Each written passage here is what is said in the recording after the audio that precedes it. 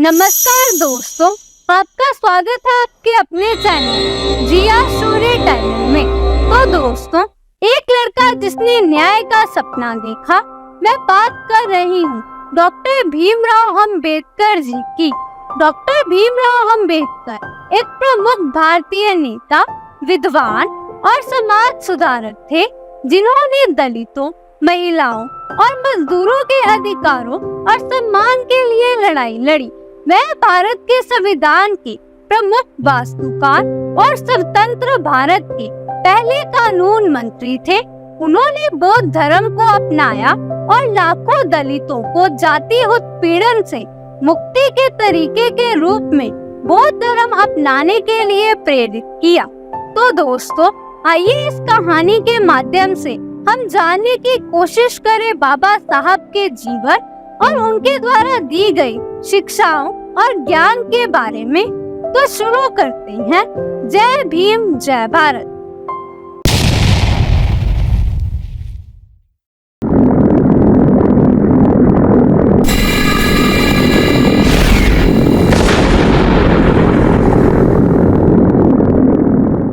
तो दोस्तों, भीमराव रामजी अम्बेडकर का जन्म 14 अप्रैल 1891 को भारत के मध्य प्रदेश के एक छोटे से शहर महू में हुआ था। वह महार जाति से थे, जिसे हिंदू समाज अछूत और हीन मानता था। उनके पिता रामजी सतपाल ब्रिटिश भारतीय सेना में एक सूबेदार थे। उनकी माँ भीमाबाई एक गृहिणी थी, जिनकी मृत्यु तब हो गई जब भीमराव केवल 5 वर्ष के थे। उनके 7 भाई बहन, 4 भाई और 3 बहनें थी। वह सबसे छोटा था और अपने पिता का सबसे लाडला था। उनके पिता चाहते थे कि वह अच्छी शिक्षा प्राप्त करे और अपनी जाति द्वारा झेले जाने वाली गरीबी और उत्पीड़न के चक्र से बाहर निकले। उन्होंने उसका दाखिला एक सरकारी स्कूल में कराया, जहां उसे छोटी उम्र से ही अपनी जाति के कारण भेदभाव और अपमान का सामना करना पड़ा। उन्हें ऊंची जाति के छात्रों की तरह एक ही कुएं से पानी पीने, एक ही कक्षा में बैठने या पुस्तकालय में किताबें छूने की अनुमति नहीं थी। उनके सहपाठियों और शिक्षकों द्वारा अक्सर उसे बुरा भला कहा जाता था और पीटा जाता था। लेकिन भीमराव का एक सपना था। वह कड़ी पढ़ाई करके वकील बनना चाहता था, ताकि वह अपने लोगों के अधिकारों के लिए लड़ सके और जाति व्यवस्था के अन्याय को समाप्त कर सके। वह अपने रास्ते में आने वाली सभी बाधाओं और चुनौतियों पर विजय पाने के लिए दृढ़ संकल्पित थे। वह भाग्यशाली था कि उसे एक सहयोगी पिता मिला, जिसने उसे अपनी शिक्षा जारी रखने के लिए प्रोत्साहित किया। उनके एक दयालु शिक्षक कृष्ण केशव अम्बेडकर भी थे, जो उन्हें पढ़ने के लिए किताबें देते थे और उनकी पढ़ाई में मदद करते थे।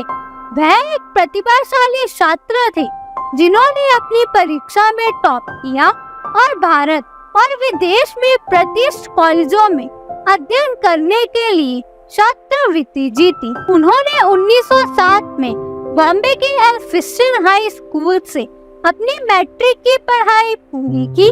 इसके बाद वह एल्फिंस्टन कॉलेज में शामिल हो गए, जहां उन्होंने 1912 में कला स्नातक की डिग्री प्राप्त की।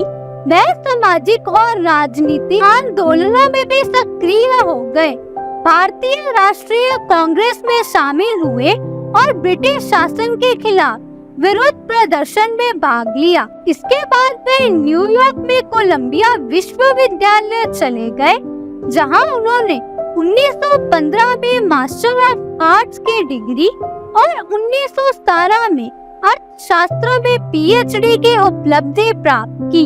उनकी थीसिस का शीर्षक था रुपए की समस्या, इसकी उत्पत्ति और इसका समाधान।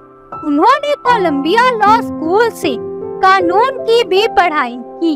इसके बाद वह लंदन चले गए, जहां उन्होंने लंदन स्कूल ऑफ इकोनॉमिक्स में दाखिला लिया और 1923 में अर्थशास्त्र में एक और पीएचडी प्राप्त की। उनकी थीसिस का शीर्षक था ब्रिटिश भारत में प्रांतीय वृत्त का विकास। वह ग्रेजुएट में बैरिस्टर भी बने। वह अपने समय के सबसे शिक्षित भारतीयों में से एक थी। वह 1923 में भारत लौट आए और एक वकील और प्रोफेसर के रूप में अपना करियर शुरू किया। उन्होंने बॉम्बे में Sydenham college of commerce and economics में पढ़ाया। वह भारत में दलित, पीड़ित और दलित जाति के नेता भी बने। उन्होंने उनकी शिक्षा, रोजगार, सम्मान और समानता के अधिकारों के लिए लड़ाई लड़ी। उन्होंने महिलाओं, निचली जातियों और अल्पसंख्यकों के खिलाफ भेदभाव करने वाले रूढ़िवादी हिंदुओं कानूनों को चुनौती दी।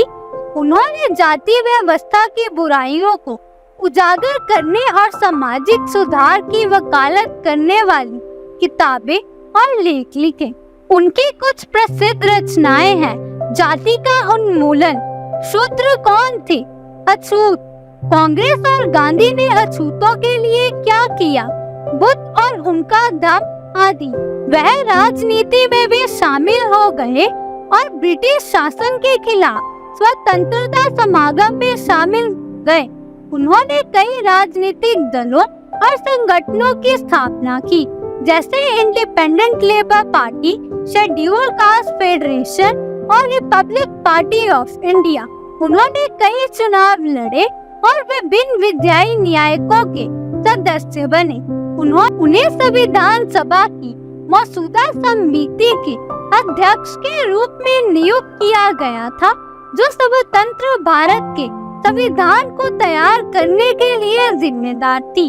उन्होंने संविधान का मसौदा तैयार करने में महत्वपूर्ण भूमिका निभाई, जिसे दुनिया के सबसे प्रगतिशील और लोकतांत्रिक संविधानों में से एक माना जाता है। उन्होंने ये सुनिश्चित किया कि संविधान सभी नागरिकों को उनकी जाति, धर्म, लिंग या वर्ग की परवाह किए बिना मौलिक अधिकारों की गारंटी देता है। उन्होंने समाज के कमजोर वर्गों के लिए सकारात्मक कार्रवाई, आरक्षण और विशेष सुरक्षा के प्रावधान भी पेश किए। वे व्यापक रूप से भारतीय संविधान का मुख्य वास्तुकार माना जाता है। जाति व्यवस्था को अस्वीकार करने और समानता और करुणा के धर्म को अपनाने के तरीके के रूप में उन्होंने 1956 में अपने लाखों अनुयायियों के साथ बौद्ध धर्म अपना लिया।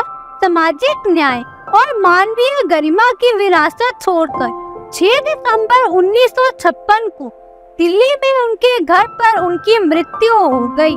उन्हें एक राष्ट्रीय नायक और भारत में दलित सशक्तिकरण के प्रतीक के रूप में सम्मानित किया जाता है। उन्हें बाबा साहिब के नाम से भी जाना जाता है, जिसका अर्थ है आदरणीय पिता। उनका जन्मदिन 14 अप्रैल अंबेडकर जयंती के रूप में मनाया जाता है, जो भारत में राष्ट्रीय अवकाश है।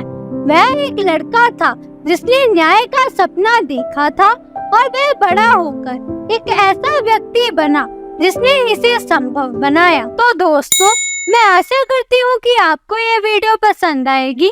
वीडियो अच्छी लगे तो लाइक करना, चैनल को सब्सक्राइब करना और अपने दोस्तों और रिश्तेदारों के साथ शेयर करना।